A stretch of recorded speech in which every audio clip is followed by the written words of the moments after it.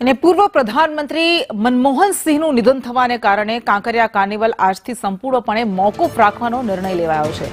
તો flower show પણ અમદાવાદમાં વિલંબે યોજાશે। 7 દિવસનો રાષ્ટ્રીય શોક જાહેર થતા આ નિર્ણય લેવામાં આવ્યો છે।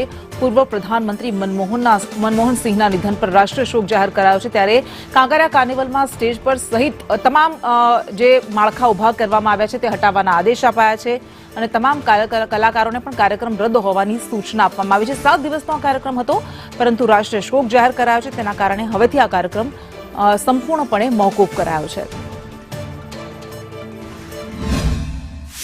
પૂર્વ વડાપ્રધાન મનમોહન સિંહનું નિધન થવાના સમાચાર સાથે 7 દિવસનો રાષ્ટ્રીય શોક જાહેર કરવામાં આવ્યો છે।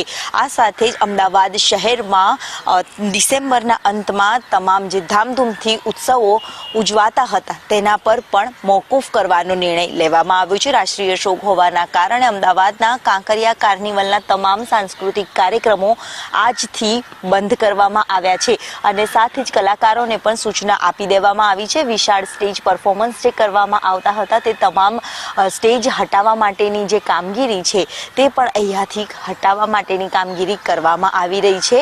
મહત્વનું છે કે કાંકરિયા કાર્નિવલમાં વિઝિટર્સ છે તેમના માટે વિનામૂલ્યે પ્રવેશ આપવામાં આવ્યો છે, પરંતુ કોઈ પણ પ્રકારના સાંસ્કૃતિક કાર્યક્રમોના જે આયોજનો હતા તે મોકૂફ કરવામાં આવ્યા છે। રાષ્ટ્રીય શોક 7 દિવસનો હોવાના કારણે ફ્લાવર શો પણ અંદાજિત 7 દિવસ લેટ શરૂ થશે તેવી પણ સૂચના છે તે આપવામાં આવી છે।